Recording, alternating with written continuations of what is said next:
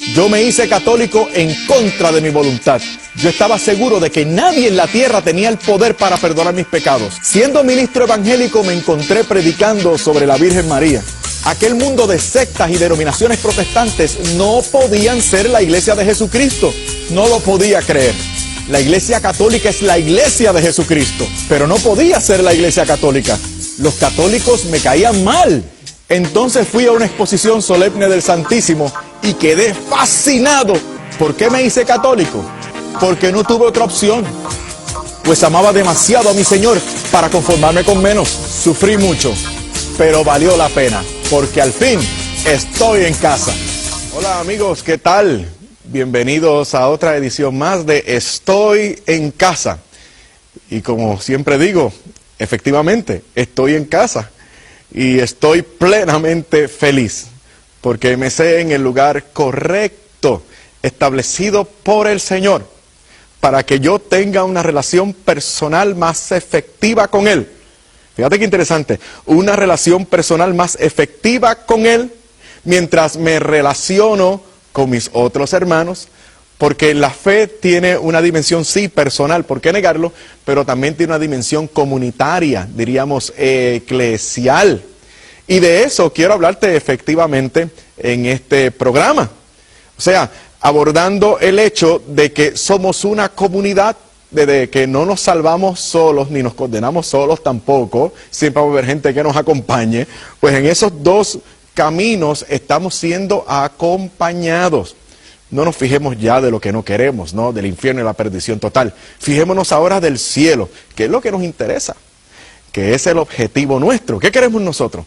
Ser salvos, ¿verdad que sí? Y por eso estamos perseverantes, siempre velando en todo momento, según dice el Evangelio. Porque dice la Biblia que el que perseverare hasta el fin, este será salvo. Por eso dice Mateo 7:21, no todo el que dice Señor, Señor entrará en el reino de los cielos, sino aquel que hace la voluntad de mi Padre. Y por eso San Pablo escribe a Tesalónica diciéndoles, trabajen su salvación con temor y temblor. Claro, tenemos las de ganar, porque Dios quiere, según Primera de Timoteo, capítulo 2, versículo 4, que todos los hombres se salven y lleguen al conocimiento de la verdad. Así que Dios está a nuestro favor. ¿Qué tenemos que hacer nosotros? Abrirnos a esa gracia y colaborar con ella, con buenas obras, con oración.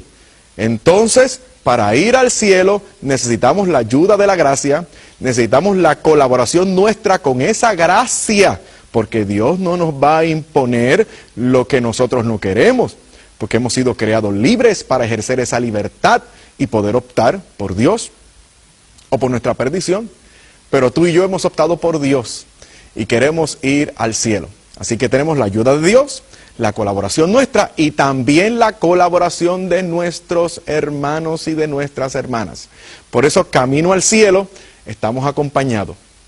La gracia divina, mi colaboración y la colaboración de mis hermanos y mis hermanas. Aquí entonces podemos comenzar a hablar de una realidad maravillosa, hermosa. Una realidad, una creencia que es evidencia del gran amor de Dios. Me refiero al purgatorio. A eso me refiero, al purgatorio. Ahora bien, cuando hablamos acerca del purgatorio, nos van a esbozar una premisa, que como todas las premisas que arguyen en contra de nuestra doctrina, es equivocada. La premisa es, el purgatorio no existe. Sería bueno preguntar, ¿qué es el purgatorio para ti? Recuerda, nunca aceptes una premisa que se arguye o se esgrime para contradecir tu fe, porque esa premisa está siempre equivocada. Entonces sería bueno preguntar, ¿qué entiendes tú por purgatorio? Te van a decir lo mismo que yo decía antes del purgatorio cuando no conocía la fe católica. Y la cosa es que algunos católicos me lo creían y otros no me lo sabían explicar. Pero tú y yo queremos saber todo acerca de las verdades de Dios. Y por eso tú estás viéndome y me estás escuchando, y por eso yo tengo el interés de transmitirte esto que he recibido de Jesucristo a través de la tradición y de la Santa Iglesia Católica. Mira, resulta que esto que arguyen para contradecir nuestra fe en el purgatorio se basa en que el purgatorio para ellos es una segunda oportunidad que reciben los condenados para eventualmente ir al cielo. Eso es lo que se arguye. ¿Qué podemos decir? Tajantemente, eso no es cierto. El purgatorio, escúchame bien, el purgatorio no es una segunda oportunidad que se les da a los condenados para que eventualmente vayan al cielo. Eso no es así. Al purgatorio van solo los que han muerto en gracia delante de Dios, pero que no han logrado la excelencia, no han logrado la santidad absoluta, plena y completa, sin la cual nadie podrá ver al Señor. Entonces, otra cosa que se dice es, pero el purgatorio no está en la Biblia. De hecho, la palabra purgatorio no está en la Biblia. Y como no está en la Biblia, pues no puede ser revelada por Cristo. A lo que respondemos como católicos. Bueno, número uno, nuestro criterio de autoridad no es exclusivamente la Biblia, sino la tradición. Aún así, toda nuestra fe tiene un sólido e inamovible fundamento bíblico. Y a ese libro, a este libro hermoso le he dedicado yo toda mi vida. Y si yo he advenido al conocimiento de esta revelación, de esta verdad y de esta iglesia, fue siendo protestante. Y como protestante, yo lo único que creería era la Biblia. Por eso el Espíritu Santo utilizó la Biblia para transmitirme, para presentarme a la iglesia que fijó estos textos sagrados, que es la Santa Iglesia Católica. Así que debemos responder, el purgatorio está en la Biblia. Número dos, el hecho de que el término purgatorio no esté en la Biblia no significa que el purgatorio no existe, porque estoy seguro que la gran mayoría de los hermanos, de mis buenos hermanos protestantes y evangélicos, la gran mayoría de los que me están viendo y escuchando en este momento, creen en la Santísima Trinidad. O sea, en Dios hay una sola esencia, que subsiste en tres divinas personas, Padre o hipóstasis, Padre, Hijo y Espíritu Santo. Creemos, la gran mayoría de ustedes, y yo también como católico, creemos en la Trinidad Beatísima. Ahora bien, búscame la palabra Trinidad en la Biblia. No la vas a encontrar. Nosotros, la gran mayoría de los hermanos evangélicos que me están viendo, y todos los católicos que me están observando, todos nosotros creemos en la encarnación.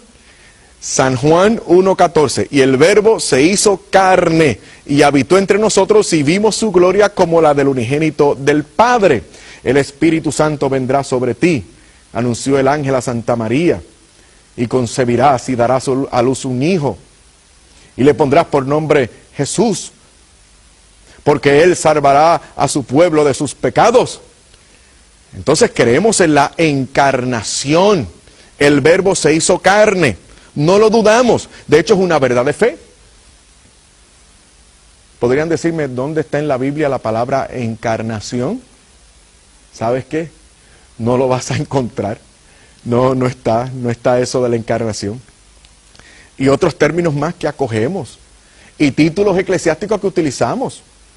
No están en la Biblia, pero eso no significa que el concepto, la esencia, esa verdad no haya estado en la Biblia. Sí, Señor, lo devengamos de la Biblia. ¿Cómo podemos comenzar a entender esto? Bueno, vamos a ver qué es lo que dice la iglesia, para establecer lo que verdaderamente dice la iglesia. O sea, que no es la premisa equivocada. O sea, una de las primeras cosas que tú tienes que hacer es averiguar qué es lo que en verdad enseña tu iglesia. Recuerda, nunca aceptes una premisa que se esgrima para contradecir una verdad de tu fe. Siempre esas premisas están equivocadas. A veces son peligrosas porque contienen medias verdades, pero una media verdad no es una verdad completa. Por lo tanto, hay aquí un ejemplo que utilizo de ordinario. Yo soy Fernando. Yo soy Fernando. Yo soy puertorriqueño. Yo, Fernando, que soy puertorriqueño, soy de la ciudad de Bayamón. Yo soy natural. Yo vivo en Bayamón. Por lo tanto, todos los puertorriqueños son bayamoneses. Fíjate, te he incluido datos correctos, pero la conclusión fue incorrecta. No todos los puertorriqueños son bayamoneses, lamentablemente para ellos. Bayamón es una gran ciudad y yo estoy muy orgulloso de ser bayamonés, pero no todos los puertorriqueños son bayamoneses. Entonces la conclusión de esa premisa es errónea. Lo mismo sucede cuando se arguyen acusaciones, incomprensiones o datos en contra de la iglesia. Esos datos o esas conclusiones siempre son equivocadas. Así que después de eso, ¿qué es lo que dice la iglesia de verdad? Vamos a referirnos entonces al catecismo. No te preocupes, vamos a ir a la Biblia después, porque ya como que me parece estar escuchando, ¿no? Algunas personas que dicen, mira, se atiene al catecismo y no a la Biblia. Mantengo el catecismo porque yo soy católico y aquí se recoge la santa tradición de la iglesia, que viene a ser como la jurisprudencia que yo necesito para entender. Porque dice San Pedro en su primera carta que la Biblia no es de interpretación privada. O sea, yo no tengo permiso para creer de la Biblia lo que me dé la gana. Yo tengo que fijarme en lo establecido por Cristo, según el magisterio pontificio, porque soy católico, es la verdad. ¿Qué quieres que te diga?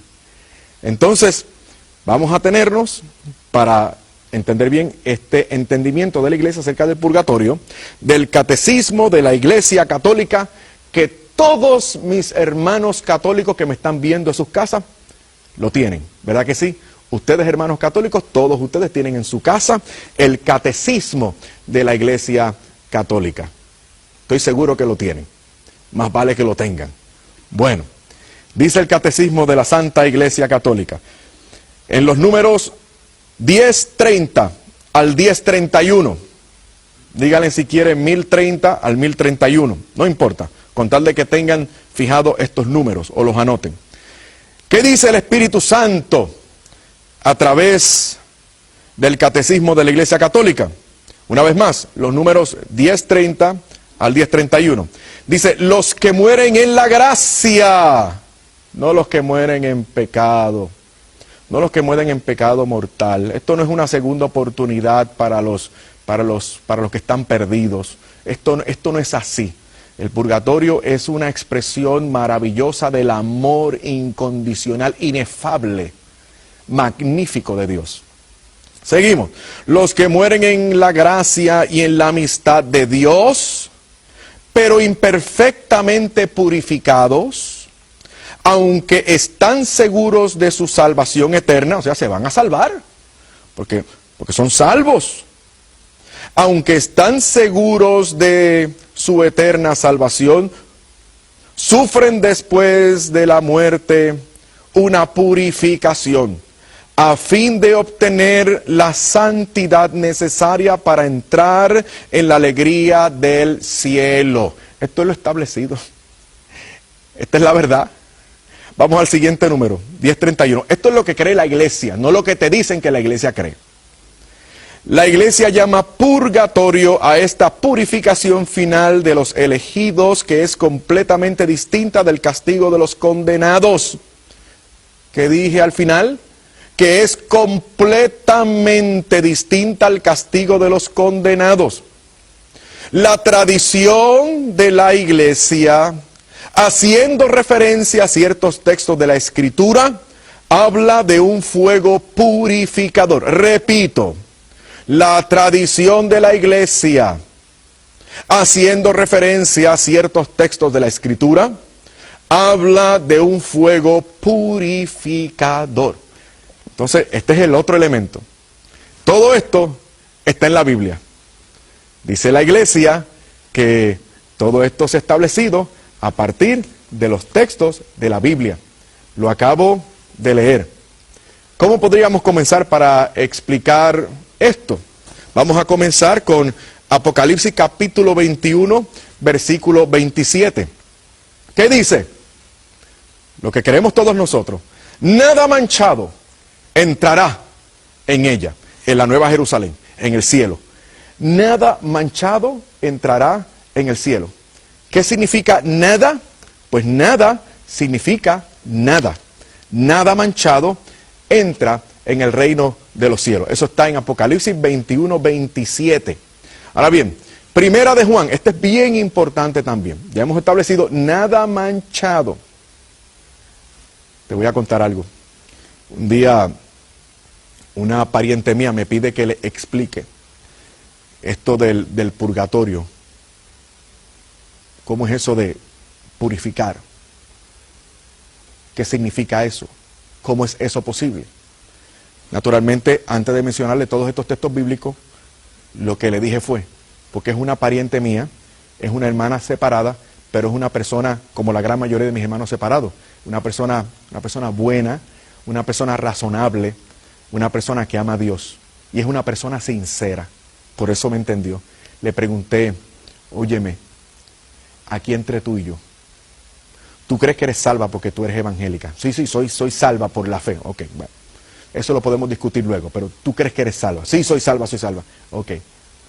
¿Tú crees a conciencia, examinándote por dentro, sin que me digas nada a mí, pero siendo sincera contigo misma? ¿Tú crees que tú has logrado la santidad absoluta, plena y completa? En ti, en tu alma, en tu comportamiento, en tu conciencia, no hay absolutamente nada. Nada que atente contra el amor y la santidad de Dios. Y esa persona me tuvo que reconocer, mira Fernando, yo creo que soy salva por la fe, pero la verdad es que no, hay cosas de mi vida que no he superado. Hay conductas que no son correctas y que las estoy tratando de superar con la ayuda de Dios. Entonces le hice saber, entonces tú no has logrado, como yo tampoco he logrado, la santidad perfecta, completa, que pueda ser compatible con la esencia magnífica, con la excelencia de nuestro Señor Dios y Salvador Jesucristo y de la Trinidad Beatísima. Y la persona me lo tuvo que reconocer. Entonces, vamos a hacer examen para que te des cuenta de que la doctrina cristiana que resguarda la Iglesia Católica es una doctrina muy humana. Es muy humana porque reconoce lo que somos. Por eso, para un católico no hay mucho reparo con decir, soy pecador. ¿Por qué? Porque hacemos examen constantemente. Por eso es que no hay problema para un católico decir, mira, yo me tengo que ir a confesar. Mira, yo necesito dirección espiritual. No, mira, yo necesito asistir a la Eucaristía, yo necesito tener comunión con el cuerpo y la sangre del Señor, porque es que yo necesito avanzar en mi vida de fe, yo necesito progresar, yo necesito santificación, porque sabemos que, como dice Apocalipsis 21, 27, nada manchado entrará en el cielo. Este otro texto es bien importante. Primera de Juan, capítulo 5, versículo 17. Vamos a aprenderlo de memoria. Primera de Juan, capítulo 5, versículo 17. Muy importante este texto bíblico. Dice que no todos los pecados conllevan muerte eterna. Escucha bien, Primera de Juan, capítulo 5, versículo 17. Dice que no todos los pecados son de muerte. Ven ustedes aquí cómo comenzamos a ver una diferencia entre pecados veniales y pecados mortales, ¿no? Entre conductas dañinas y perversas y conductas que son menos violentas, que pueden ser reformables, etcétera. Entonces, no todo pecado es pecado de muerte. Vamos ahora a Lucas capítulo 12, versículo 59. Esta frase es bien importante, esta oración es bien importante porque aquí se demuestra que hay posibilidad de enmienda para las personas que mueren salvas. Dice, yo te aseguro que no saldrás de allí hasta que hayas pagado el último céntimo. O sea, a veces morimos en deuda con Dios y Dios quiere que nos salvemos. Y no hemos sido tan malos y hemos sido recipientes de la gracia. ¿Y qué hace el Señor? Pues mira, pues tú tienes que verme. Pero si tú me ves con esas manchas, o sea, tú no lo vas a soportar. Porque verme a mí, así como tú estás todavía, tú no puedes verme. Pensemos en esta presencia descomunal del Señor Yahvé en el Antiguo Testamento, esa santidad que nadie podía ver. Por eso hace falta llegar al cielo completamente puro, esencialmente santo, para que podamos verle, la visión beatífica. Mateo 12:32 dice: al que calumnia al Hijo del Hombre se le perdonará, pero el que blasfeme contra el Espíritu Santo no se le perdonará, ni en este siglo, ni en el venidero. No se le perdonará, ni este siglo, ni en este siglo, ni en el venidero. O sea, aquí estamos viendo de que hay un pecado, en este caso la blasfemia del Espíritu Santo, que no es tema de la conversación nuestra entre tú y yo ahora mismo. Pero se habla de un pecado que no puede ser perdonado, ni en este siglo, ni en el venidero. ¿Qué significa esto? Que sí hay pecados que pueden ser perdonados eventualmente. No pecados de perdición. No, si te perdiste, Dios no lo quiera, pues ya no hay quien te salve, porque tú no quisiste que nadie te salvara. Pero si mueres en gracia, el Señor, en su amor inefable, incondicional, ha establecido este estado intermedio. El apóstol San Pablo, Primera de Corintios capítulo 3, versículo 15. Vamos a aprenderlo. Primera de Corintios capítulo 3, versículo 15. Dice: pero si la obra se convierte en cenizas, el obrero tendrá que pagar. Se salvará, pero no si pasar por el fuego. Entonces, de ahí utilizamos nosotros la imagen de fuego, que es fuerza, elemento purificador. Fíjate qué interesante. Se va a salvar, pero a duras penas, pasando por el fuego. Esto es bien importante. Primera de Pedro, capítulo 3, versículo 19. Primera de Pedro, capítulo 3, versículo 19. Se habla de un estado intermedio. Allí hay unas personas en ese estado intermedio, repito, Primera de Pedro 3:19, y estas personas en este estado intermedio reciben la intervención de Jesucristo y eventualmente se salvan. Obviamente cuando tú leas te vas a dar cuenta que estas personas ni están en el cielo, por eso el Señor interviene con ellos, no están en el infierno y por eso el Señor interviene con ellos, tampoco están en el cielo porque el Señor les saca de donde está para llevarles al cielo. O sea, esto es un estado intermedio, no es el infierno, tampoco es el cielo. Entonces aquí tenemos evidencia de un estado intermedio. Ahora bien, otro texto bien importante para entender nuestra doctrina, es Segunda de Macabeos capítulo 12, versículos del 42 al 45. Segunda de Macabeos capítulo 12, versículos del 42 al 45. Vamos a leer en los instantes que nos quedan, para que ustedes puedan entender. Y recuerden, esto es importante, este libro de Segunda de Macabeos era parte de la Biblia de los primeros cristianos. ¿Ok? La Biblia de los primeros cristianos era el Código de Alejandría, o la Septuaginta, como le llaman algunos. Esa escritura que utilizaban los primeros cristianos, y también los judíos de la diáspora, contenían este libro de Segunda de Macabeo. Y dice, el versículo 42 del capítulo 12 de Segunda de Macabeo: y rezaron al Señor para que perdonara totalmente ese pecado a sus compañeros muertos. El valiente Judas exhortó a sus hombres a que evitaran en adelante tales pecados, pues acababan de ver con sus propios ojos lo que sucedía a los que habían pecado.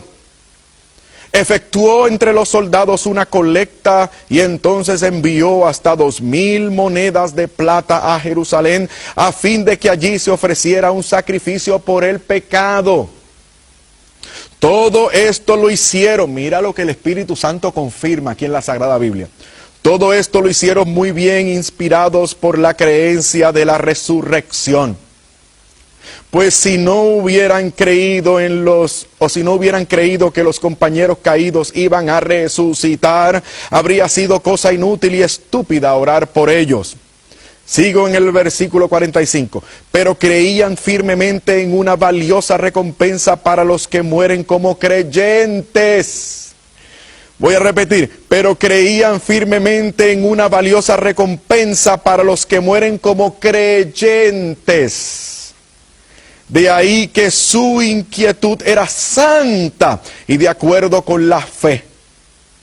Esta fue la razón por la cual Judas Macabeo, ofreció este sacrificio por los muertos para que fueran perdonados de su pecado. Alabado sea el Señor. Es que el Espíritu Santo no se equivoca. No se equivoca el Espíritu de Dios. Por eso, miren, y ha sido costumbre de los cristianos desde siempre. Cuando vuelvan a Roma, cuando vayan a Roma, visiten una catacumba, dejen los museos por un momento y la fiesta y la comelata y vayan a las catacumbas. Y allí en las catacumbas van a ver grafitis del siglo I y del siglo II, de la época apostólica. Van a ver tumbas de aquellos primeros cristianos que incluían inscripciones y también grafiti en el sentido de que rogaban por el alma de esa persona sepultada en ese lugar. Esa era la práctica. Ahora bien, si esa era la práctica de aquellos cristianos, evidenciada por la arqueología, la historia, el sentido común y la Biblia, ¿por qué entonces no tenemos escritos primitivos de los primeros autores condenando esa conducta? Si esa era la conducta de aquellos primeros cristianos, como vemos en la Biblia, como vemos en la historia y en la arqueología, ¿por qué los primeros autores cristianos e historiadores no hacen mención de esa costumbre condenándola? ¿Sabe por qué no la condenan? Porque era práctica ordinaria, basada en la fe, basada en la revelación, basada en la Santa Biblia, basada en la fe de la Iglesia. Esa fe de la Iglesia que eventualmente fue puesta por escrito en la Santa Biblia. Alabado sea el Señor. Es realmente magnífico el amor de Dios. Recuerden, el purgatorio es una de las más excelentes y elocuentes demostraciones del amor incondicional de Dios. El Señor nos ayude a lograr el nivel de santidad para poder verle algún día. Que el Señor nos conceda la gracia para poder ser perseverantes. Alabado sea el Señor. Muchas gracias por tu sintonía. Nos vemos pronto. Seguimos en casa.